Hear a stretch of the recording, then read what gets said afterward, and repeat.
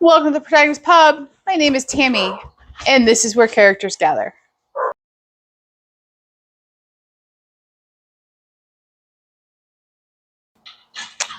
I know we have some new subscribers, so I just wanted to say a quick welcome, and I hope you find authors new to you or a new genre, and I hope you stay, and I'm glad you're here.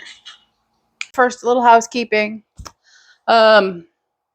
I have a very ambitious May pile of possibilities, readathons list, and our new windows have arrived a month ahead of schedule, which is going to impact my reading abilities somewhat this week. They get installed Friday and Saturday of this week. Our house has the original windows from 1952/53. And so all of the windows in our house are going to be replaced. It is going to take them 2 days.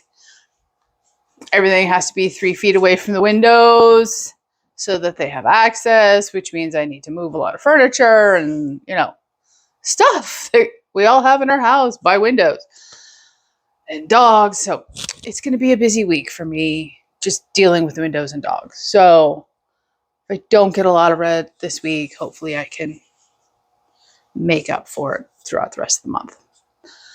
So that minor housekeeping point aside, let's talk about what I read last week. It was a good reading week. I will briefly touch on The Oath of Brotherhood by Carla Lorano. This was the last book I read for Spring into Christian Fiction. It is Christian fantasy. I know I talked about it in my wrap-up last week because I had just finished it prior to the video coming out, being recorded. I loved this book. It is Christian fantasy. There is no one slinging fireballs. It is an allegorical. The Irish and Scottish influence is very obvious in this book.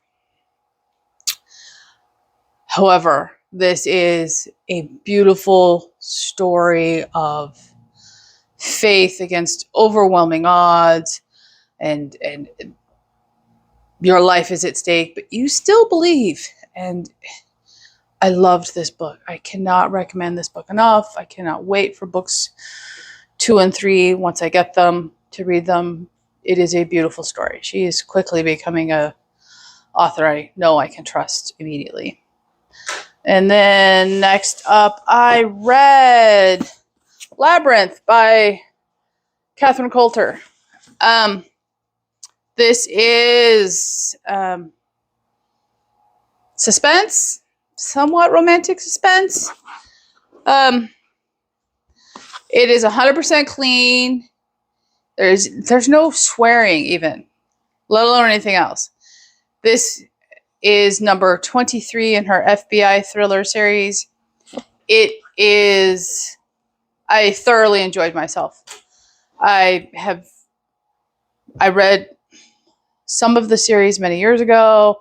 I haven't kept up with it. I jumped in. I wasn't lost. It didn't matter.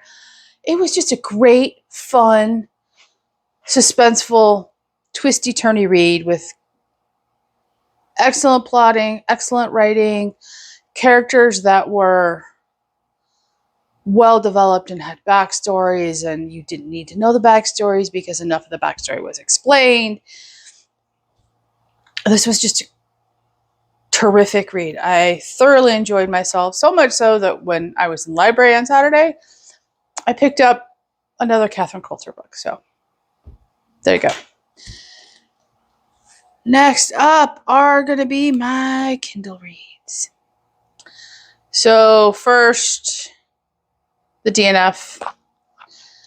On my Southern Charm readathon board, I had A Daughter of Destiny by Lizzie Lane. I DNF'd that book this morning. I DNF'd it by well before the conclusion of chapter 1. I also submitted the DNF reviews for books 2 and books 3 in this area, which I also had from NetGalley. Why, you're asking? In the first opening pages of the first chapter, We have 3 drunken brothers in Barbados in the, can't remember what century. Had to be 18th or 19th century. Probably the 18th century. And they are just snockered. And they decide that they're going to go have some fun with one of their slaves, and they tell their slave butler to go fetch her. And then, admittedly off the page, what one can only assume is rape. They all do it. And then one of the brothers kills one of the other brothers, and they decided to pin it on the maid. And I was just done. At that point, I was just done. I didn't enjoy the writing style. I didn't enjoy where we were going with the story so far. Absolutely nothing about this book was drawing me in, and I wasn't going to spend any more time trying to wade through 500 pages just to finish an arc.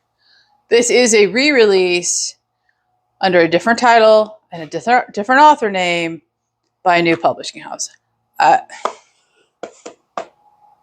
was done. So that book has been DNF'd. And I read a little bit ahead. I couldn't help myself. I read Pieces of Forever by Valerie Bowden on Saturday night. This was my bonus book for Amanda's birthday. And the reason I specifically chose it as a bonus book for Amanda is because it is set in the Smoky Mountains of Tennessee, and I know how much Amanda loves Tennessee. This is Christian romance. It's contemporary. It is a beautiful story. They talk about the Smoky Mountains, and Ava is our protagonist, female protagonist, and Joseph is the male protagonist. They were high school sweethearts. Their senior year in college, they're at a bonfire, and one of the boys throws gasoline on the bonfire. Ava is horribly burned, and Joseph saves her. She doesn't know this. And she thinks she is now unworthy of his love because she's so physically scarred on her face that she pushes him away and tells him to, they're over. It's 8 years later. Joseph has become a vet. He's moved back home. He's bought the veterinary practice. Ava is living with her aunt. She is pretty much agoraphobic and a hermit. She does leave the house to go to her photography studio where she does portraitures, and she hikes, and she takes a lot of nature photography that she sells, but she doesn't have a lot of contact with people, and she's very hesitant. Joseph is still in love with Ava, and he just refuses to believe that it's not reciprocal. And slowly he draws her out of her shell, and it is a beautiful love story about love's enduring power and how God sees beyond the physical imperfections that you think hold you back and loves you despite them, and tells you that they're nothing and that they should not determine your past, present, or future. This is just a beautifully written story. It's under 300 pages. It is not a long read at all. I believe the 4th book was just released, and I cannot wait to read the remaining 3 books. It is an enjoyable read, and I really think Amanda will enjoy this one. It's a little more than gentle everyday faith, but it is no means in your face proselytizing faith. So I don't think anybody could find this offensive. So what did I read next? next? Then I read The Bark of Zorro by Kathleen Ybarra. This is book number 4 in the Dogs Gone Crazy series. It is a Christian cozy mystery. This is the first one in the series I have read. I think I have book 5 on my NetGalley ARC list. This too is a very quick read. There are no dead bodies in the series. It is centered around dogs, and the protagonists in this one are Cassidy, who is the office manager of the veterinary clinic, and Jason, who is the new game warden in the county. And a bunch of dogs are appearing with a white paint mark with the letter Z on them. And it is just a very sweet, cozy. There's not a lot of romance. There is romance. It's a little more than some. It's a little too insta romance for my taste, to be honest. I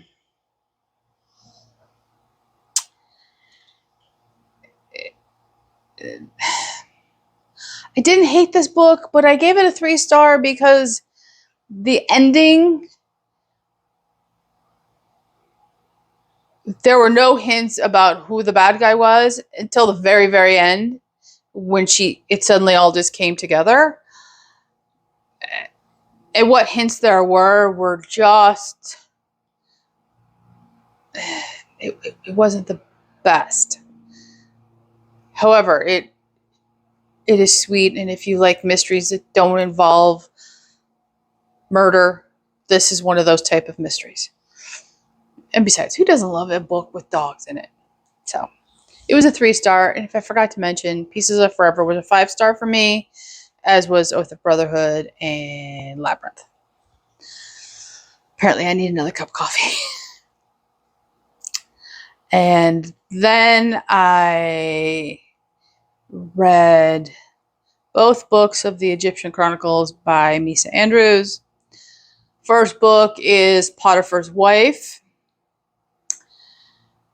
This was a Kindle read for me.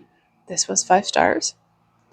This is the story of Joseph from the Old Testament for, let's say, the first half of his time in Egypt, once he's sold by his brothers into slavery. And Potiphar is the man who purchases Joseph. He quickly goes from being Potiphar's head shepherd to his overseer, runs his household. Zuli is our female protagonist. She is a princess from a Minoan princess. There's an earthquake, destroys Crete, so she decides to kill that same earthquake, kills her mother and her husband, and her father, who survives, and her decide that the best way to help Crete rebuild is to marry the pharaoh. So they go to Egypt to offer Zuli as a wife to the pharaoh. The pharaoh says, "No, thank you, but you're going to marry Potiphar."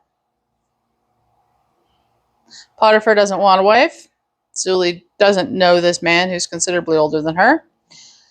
But she needs to help her people, so she agrees.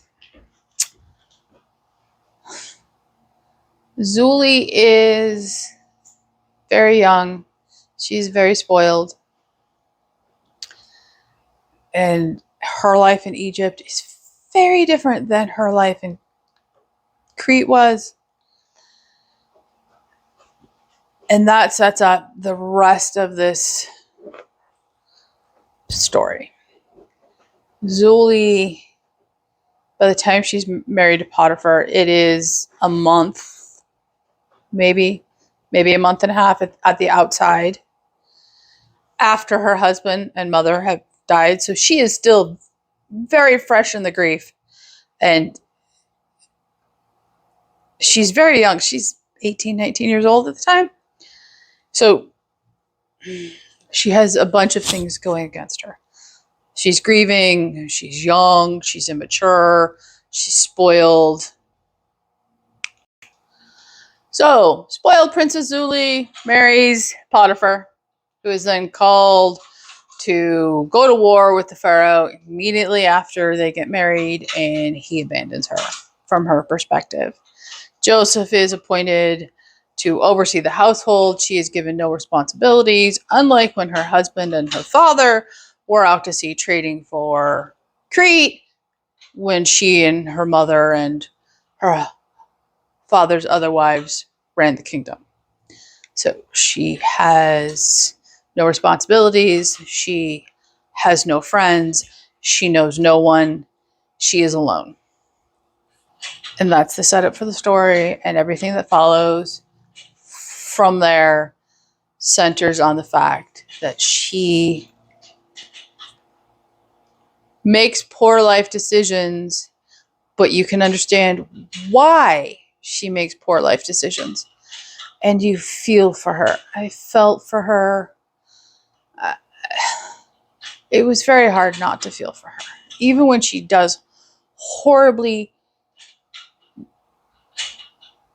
stupid things and unkind things and things driven by fear and grief and sorrow so deep she doesn't know how to cope. But the one thing that happens throughout this book is that Zuli converts to the God of the Old Testament through the love and unerring faith of Joseph and Ahira. And their faith helps Zuli overcome every slight and just sorrowful thing she has inflicted on others. And in the end, she makes it back to Crete with the help of Potiphar and Joseph, and everything is much better. And she carries that faith forward with her to Crete, and she is raising her young children, whom she marries the new king of Crete in that faith as well. So this is a very faith forward book. But it isn't, it is gentle faith. It isn't anything offensive faith-wise. So the second book was an arc from NetGalley, and that is in Feast or Famine, also by Misa Andrews. It is the second half of the second part of Joseph's story in Egypt, in which he is the vizier, and the pharaoh from the first book is assassinated. His young son ascends to the throne along with his uncle, and Joseph becomes a vizier. They have him marry Asenath, who was prophesied by her mother, indoctrinated by her father to believe she was Isis incarnate, and it was her job to heal Egypt and make Egypt one nation, not two. Young Pharaoh has a dream, and Joseph interprets the dream for him, and that is that there will be 7 years of abundance, followed by 7 years of famine, unlike any the world has ever known.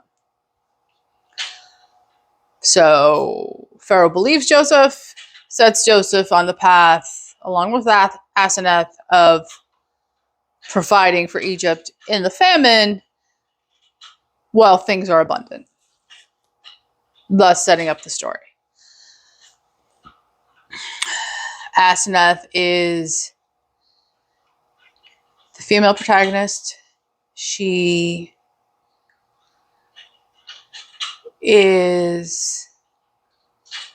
comes to believe in the God of the Old Testament much sooner than Zuli. And it's there's less of her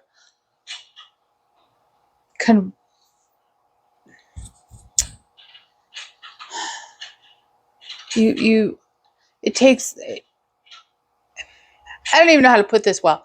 She converts, but there's less of a conversion story here than there was in the first book.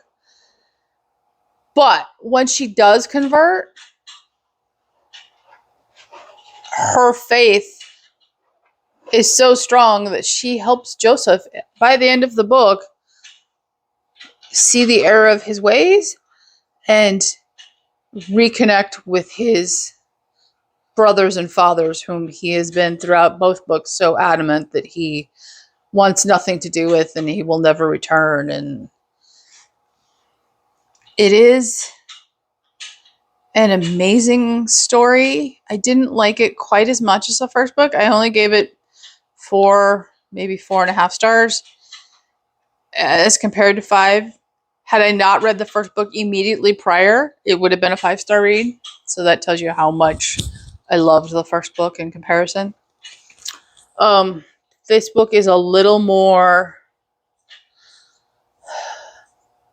violent, but that violence has more to do with the events going on than necessarily, let's say, battle scenes or anything of that sort. It's a little more violent. It is, however, beautifully written. The faith in here is beautiful. It is an easy recommendation. I will read anything Misa Andrew writes. I'm interested in her back catalog. I cannot believe how much I enjoyed these 2 books. I will admit I was mildly concerned that they would be, for lack of a better description, somewhat blasphemous. I hadn't read biblical fiction to date, didn't know what to expect, didn't know, how it was going to play out. In the end, there is no qualm about this at all. It is beautiful. So what am I going to read? So I'm currently reading Identity by Nora Roberts. It is for my NetGalley Readathon challenge for myself.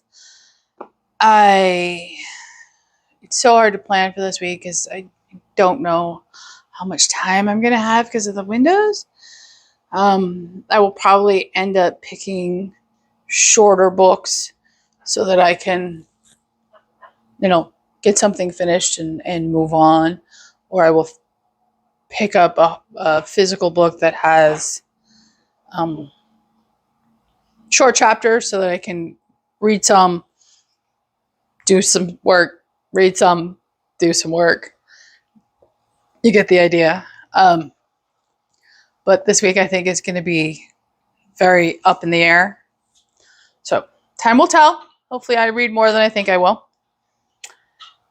And other than that, I'm hoping to get some stitching done this week, but again, it's probably very unlikely, and that's me being very hopeful. So we shall see. Thought I would toss this in here. I did go to the library on Saturday. I think I mentioned that earlier. And I only have a small library haul because, I already have enough books for May. But you know me, I can never refuse a library haul. So I'll just include them in this week's reads. This is book number 3. Here, let me check. It's book number 4, Pouncing on Murder by Laurie Cass. I enjoy these books. They're quick reads. I can easily take this outside and enjoy some sunshine and some heat and listen to the chickens as they run around and the dogs play. So this will easily go outside and be an enjoyable read for me. And I love these. I'll read you the back really quick. Springtime in Chilson, Michigan means it's Minnie's favorite time of year. Maple syrup season. But her excitement fades when her favorite syrup provider, Henry Gill, dies in a sugaring accident. It's tough news to swallow, even if the old man wasn't as sweet as his product. On the bookmobile rounds with her trusty rescue cat, Eddie, Minnie meets Adam, the old man's friend who was with him when he died. Adam is convinced Henry's death wasn't an accident, and he fears his own life is in danger. With the police overworked, it's up to Minnie and Eddie to tap all their resources for clues before Adam ends up in a sticky situation. Again, it's just a sweet, cozy book cat mystery, and I love them, and I will probably undoubtedly read that this week. This will be a new to me author. I haven't read anything by her. I think I have something from her on my NetGalley list, so we'll see. It's Welcome to the School by the Sea by Jenny Colgan. This one is in large print, so it'll go really fast for me because, the print is large. I know a new book just came out in this series. I want to say there's 3, 4 books. I'm not sure. I'll read you the back. It's sunny in Cornwall as the school year starts at the little boarding school by the sea. Maggie, the newest teacher at Downey House, is determined to make her mark. She is delighted by her job, but will it come at the expense of her relationship with her boyfriend Stan? Simone is excited and nervous. She's won a scholarship to the prestigious boarding school and wants to make her parents proud. Fliss is furious. She's never wanted to go to boarding school and hates being sent away from her home. Over the course of 1 year, friendships will bloom and lives will be changed forever. I just think it sounds nice, and I love the cover, so hopefully it lives up to what it says. Chapters seem a little long, so we'll see. Next up is the second book in the Electra McDonald series. It is The Key to Deceit by Ashley Weaver. Perfect timing, because I just got approved for the NetGalley arc for the book 3. And I very much enjoyed for the first book. I reviewed it a couple of weeks ago. This is historical cozy. She is a thief who works for the government in World War II London, and the first one was just charming and I enjoyed it, so I am looking forward to this one immensely. And the last one is the Catherine Coulter book I mentioned earlier. It is the first book in the Brit in the FBI thriller series, The Devil's Triangle. And I know the chapters will be short. I know the action will be fast-paced. And I know I can pick this one up, read for a little bit, move a bunch of furniture, read for a little bit, move a bunch of furniture. So, perfect book for this week. And I will read you the inside blurb. FBI Special Agents Nicholas Drummond and Michaela Kane are their government's covert eyes, leading a top-notch hand-picked team of agents to tackle crimes and criminals, both international and deadly. But their first case threatens their fledgling team when the Fox calls from Venice asking for help. Kitsune has stolen an incredible artifact from the Topkapi Palace Museum in Istanbul, and now the client wants her dead. She has a warning for Nick and Mike. She's overheard talk that a devastating Gobi Desert sandstorm that's killed thousands in Beijing wasn't a natural phenomenon, but was produced by man. The Covert Eyes team heads to Venice, Italy, to find out the truth. From New York to Venice, from Rome to the Bermuda Triangle, Nicholas and Mike and their team race against time to... Sorry, the tape is in the way. Race against time and nature herself to stop an obsessed family from devastating Washington, D.C. I love it when the tape, covers up words. So, yes, I am looking forward to it. This one is co-authored with J.T. Ellison. I haven't read anything by J.T. Ellison, but I think this works for me this week. So that was my brief little library haul. And I cannot recommend using your library enough. You just go support your library.